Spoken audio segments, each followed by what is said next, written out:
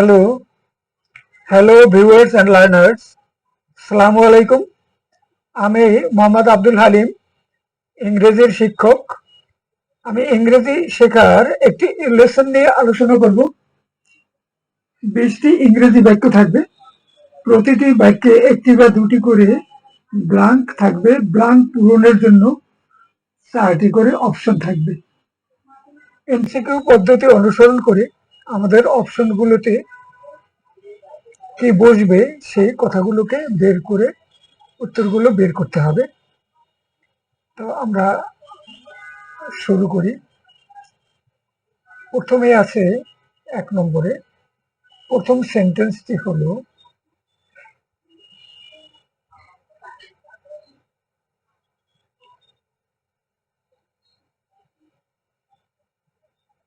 she doesn't have brothers or sisters, she is dash.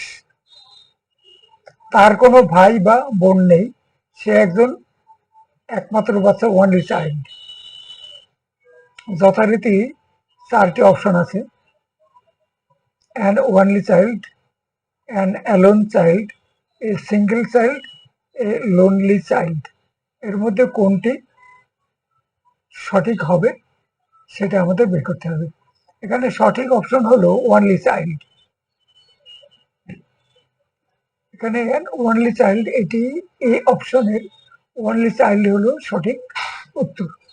she doesn't have brothers or sisters, she is an only child। এভাবেই native স্পিকারগণ ঠিক এই পদ্ধতিতে তারা এটাকে ব্যবহার করে থাকেন। আমাদের সেটাই অনুসরণ করতে হবে। Second sentence, I am a bit lost, can you tell me how to dash to the university? আমি কিছুটা বিভ্রান্ত, আপনি কি আমাকে বলতে পারেন কি করে আমি বিশ্ববিদ্যালয়ে পৌঁছতে পারি? When you are asking for directions, get to is the correct verb. get verb ব্যবহার করতে হবে ডিরেকশনে পৌঁছানোর জন্য। কারো কাছে পথের দিক নির্দেশনা জিজ্ঞেস করার সময় যে ভার্বটি ব্যবহার করতে হবে তা হলো গেট। এখানে সঠিক অপশন গেট টু। পুরো বাক্যটি হলো, আই এম এ টু এখানে আছে, অর্থাৎ গেট বসালেই হয় আর কি। পুরো বাক্যটি হলো, I am a bit lost, can you tell me how to get to the university? Sentence number 3, tired এর বিপরীতে আছে এক্সস্টেড। এক্সস্টেড মানে চরম ভাবে পরিশ্রান্ত। স্মল আর পরে আছে টাইনি, ক্ষুদ্র। অ্যাংরি এর বিপরীতে শব্দটি কি হবে?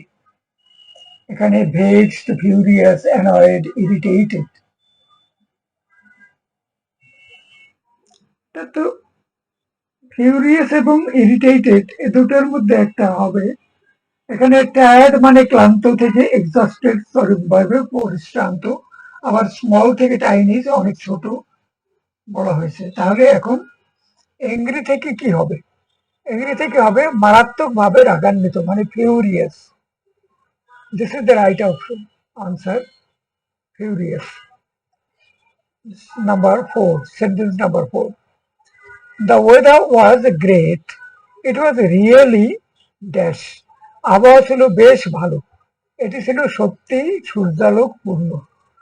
সূর্যালোকপূর্ণ আবহাওয়া যদি হয়, মেঘমুক্ত থাকে, তাইলে সেটাকে ইংরেজি ভাষাভাষী দেশের লোকেরা, পাশ্চাত্যের দেশের লোকেরা, তারা সেটাকে খুব পছন্দ করে।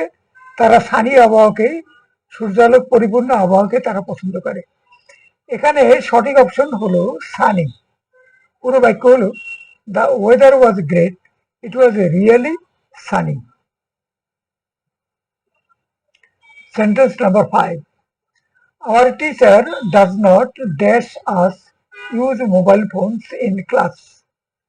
আমাদের শিক্ষক ক্লাসে বসে আমাদের মোবাইল ফোন ব্যবহার করতে দেন না, তিনি অ্যালাউ করেন না। অ্যালাউ করার কথাটা কি হবে? লেট আছে, অ্যালাউ আছে, মেক বা ফরবিড এগুলো হবে না। অ্যালাউ এখানে না অলরেডি আছে সেন্টেন্সে, নট অলরেডি আছে, অতএব ফরবিড বা মেক এগুলো হবে না। তারপরে লেজ আছে, অ্যালাউ আছে, এর মধ্যে কোনটি ওই দেশে মানে সচরাচর ব্যবহৃত হয় সেটা কি আমাদের নির্ণয় করতে হবে। শিক্ষক ক্লাসে মোবাইল ব্যবহার করতে দেন না, এটি বোঝানোর জন্য যে শব্দটি ব্যবহার করা হয় তা হলো লেট, অ্যালাউ এবং অ্যালাউ নয়। অ্যালাউ শব্দটি ব্যবহার করে না কিন্তু লেট কথার অর্থটা কিন্তু অ্যালাউ। যেহেতু আমার টিচার ডাজ নট অংশে না সূচক কথা রয়েছে, তাই ফরবিড হওয়ার সুযোগ নেই। পুরো বাক্যটি হলো এখন, our teacher does not allow us use does not let us use mobile phones in class. Sentence number 6. Let's go to the restaurant for dinner tonight. Let's dash tonight. এখানে লেটস কথার দ্বারা আসলে বোঝাচ্ছে কি লেট আস, এটার সংক্ষিপ্ত রূপ হলো লেটস। চলুন আজ রাতে আমরা ডিনার খাওয়ার জন্য রেস্টুরেন্টে যাই, চলুন আজ রাতে বাইরে খাই। Eat outside, eat outwardly, eat away, eat out. Eat আউটটা হবে সঠিক যে টার্ম তারা ব্যবহার করে সেটি। এখানে বাইরে গিয়ে খাবার খাওয়াকে ইট আউট বলা হয়। এক্ষেত্রে নেটিভ স্পিকাররা ইট আউটই ব্যবহার করে থাকেন। এখন পুরো বাক্যটি হলো, let's go to the restaurant for dinner tonight, let's it out tonight.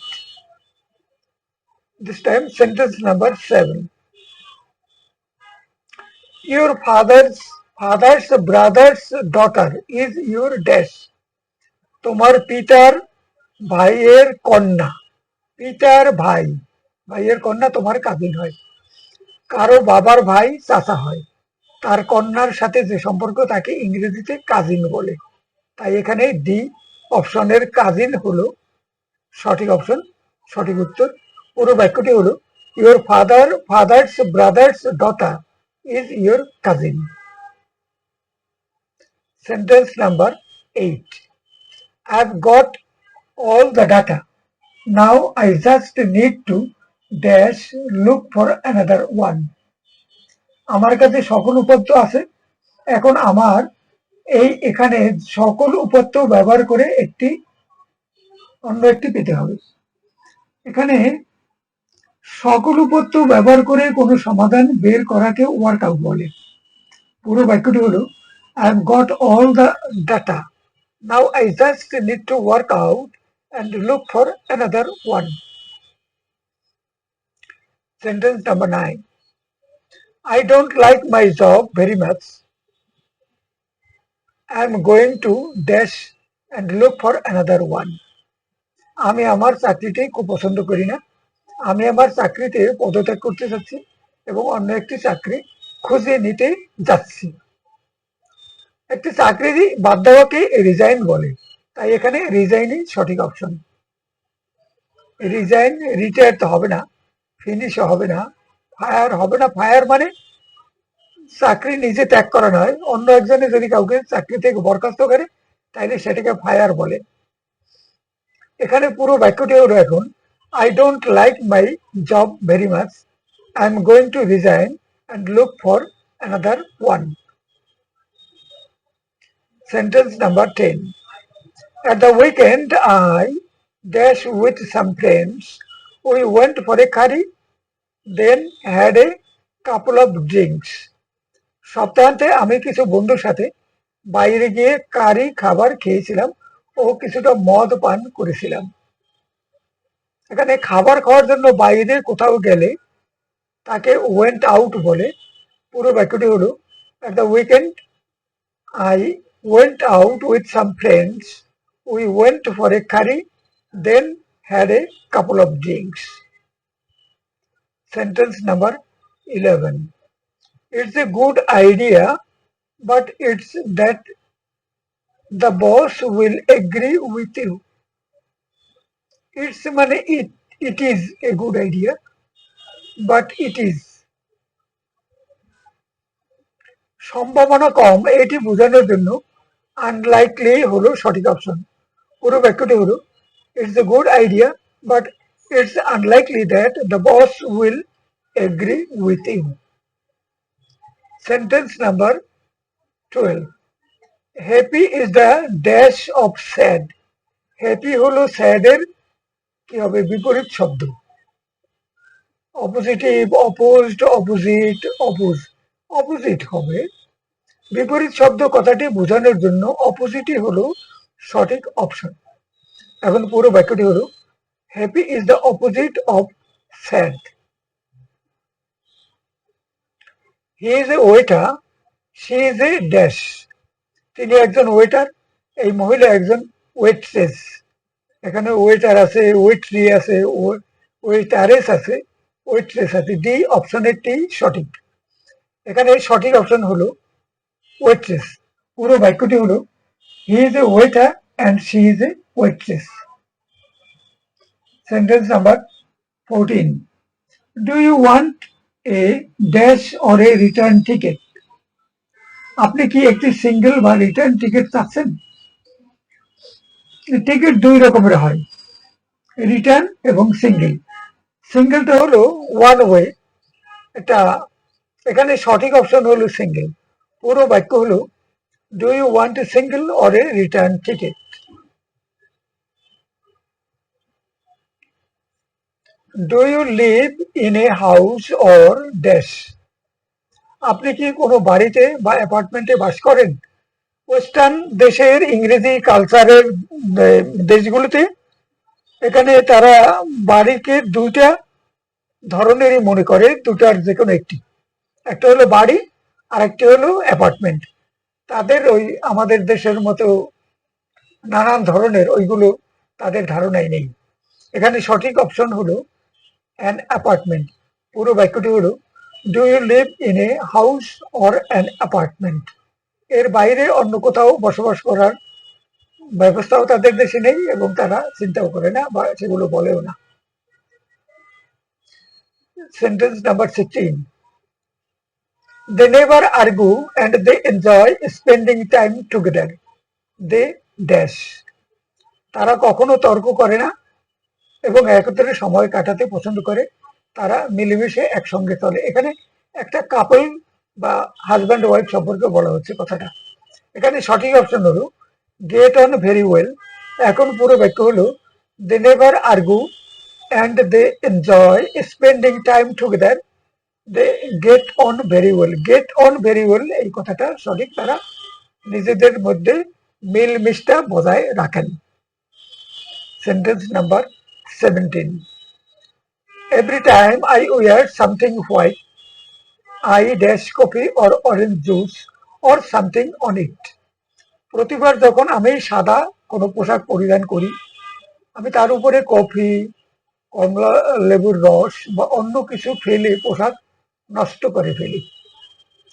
এখানে ড্রপ, স্পিল, পুর হবে না, পুর পানি ঢেলে দেওয়া বা তরল পদার্থ ঢেলে দেওয়া। ড্রপ এবং স্পিল এই দুটোর মধ্যে একটা হবে। এখানে স্পিল হলো সঠিক অপশন। এখন পুরো বাক্য হলো every time I were something white I spill coffee or orange juice or something on it. Spill কেন হলো আর ড্রপ কেন হলো না, এর কথা হলো এই ওয়েস্টার্ন লোকেরা যারা ইংরেজি ভাষায় কথাবার্তা বলেন তাদের নেটিভ স্পিকার ইংরেজি ভাষাভাষী শিক্ষিত ভদ্রলোকেরা তারা এসব ক্ষেত্রে স্পিল শব্দ ব্যবহার করেন। অর্থাৎ তাদেরকে আমাদের অনুসরণ করতে হবে। আমরা এই বাক্যগুলো খুব বিশিষ্ট জায়গায় বিখ্যাত ভাষা বিজ্ঞানী তাদের নির্বাচিত বাক্যগুলো আমরা এখানে আলোচনা করছি। অর্থাৎ তাদের ধরন ধারণ এগুলো আমাদের অনুসরণ করতে হবে, আমরা তাদের ভাষা শিখতে চাচ্ছি। সেন্টেন্স নাম্বার 18, অ্যাপার্টমেন্ট থেকে হবে ফ্ল্যাট, এলিভেটর থেকে লিফট, গ্যাসোলিন থেকে কোন শব্দটি আসবে? কোনটি হতে পারে? এখানে বাম পার্শ্বের শব্দগুলো যেমন অ্যাপার্টমেন্ট, এলিভেটর শব্দ দুটি আমেরিকান ইংলিশের, আর ডান পার্শ্বের দুটি যেমন ফ্ল্যাট, লিফট ব্রিটিশ ইংলিশের। এখন আমেরিকান গ্যাসোলিন শব্দের পরিবর্তে ব্রিটিশ কোন শব্দ হবে সেটাই এখানে জানা প্রয়োজন। এখানে হবে পেট্রোল। এখন পেট্রোলই হলো সঠিক অপশন, মানে গ্যাসোলিনের পরিবর্তে ব্রিটিশরা পেট্রোল শব্দ ব্যবহার করে থাকেন। Sentence number 19, I dash swimming every Saturday morning. আমি প্রতি শনিবার সকালে সাঁতার কাটতে যাই। সাঁতার কাটতে যাওয়া, এখানে কোন ভার্বটি ব্যবহার করা হয়? গো। সাঁতার কাটতে যাওয়া মানে গো করা, সাঁতার কাটতে। ইংরেজি ভাষাভাষী লোকেরা ভার্ব ব্যবহারের ক্ষেত্রে বিশেষভাবে সচেতন থাকেন। সুইমিং এর ক্ষেত্রে গো ভার্ব ব্যবহার করা হয়। এখানে গো সঠিক অপশন। পুরো বাক্যটি হচ্ছে I go swimming every Saturday morning. The last sentence, sentence number 20. We nearly missed the plane. We were only just dash. আমরা বিমানে করে কোথাও যাবে, তো আমরা বিমানটি প্রায় মিস করেছিলাম, আমরা শুধুমাত্র ইন টাইমে পৌঁছেছিলাম। এখন ইন টাইম এবং অন টাইম এই দুটা দ্বারা কোনটা দ্বারা কি বোঝায় একটু আলোচনা। অন টাইম হলো পাংচুয়াল, ইন টাইম হলো with enough time before something happens. On time আর ইন টাইমের মধ্যে পৌঁছানোর মধ্যে একটু তফাৎ আছে। মনে করে দেখ, বিমান বা ট্রেন ছাড়ার নির্ধারিত সময় 8টা। কেউ যদি অন টাইম মানে ঠিক 8টায় পৌঁছে, তাহলে তার বিমান বা ট্রেন দ্বারা একটু কষ্টকর হয়ে যেতে পারে। তবে যদি কেউ 7:50 ইন টাইমে পৌঁছে, মানে 8টার পূর্বে একটু সময় হাতে রেখে সেটা পৌঁছে হলো ইন টাইম, আর ঠিক 8টায় পৌঁছলে সেটা হলো অন টাইম, তাহলে তার বিমান বা ট্রেন ধরতে কোনো অসুবিধা হওয়ার কথা নয়। এখানে সঠিক অপশন হলো ইন টাইম। মানে পুরো বাক্য হচ্ছে we nearly missed the plane, we were only in time. In time মানে ঠিক, মানে সময় একটু হাতে রেখে পৌঁছেছিলাম, যার কারণে বিমান ধরতে অসুবিধা হয়নি। 20টি বাক্য শেষ হলো। অনুগ্রহ করে এর পরের ভিডিওটা দেখার চেষ্টা করুন। সকলকে ধন্যবাদ। Thank you.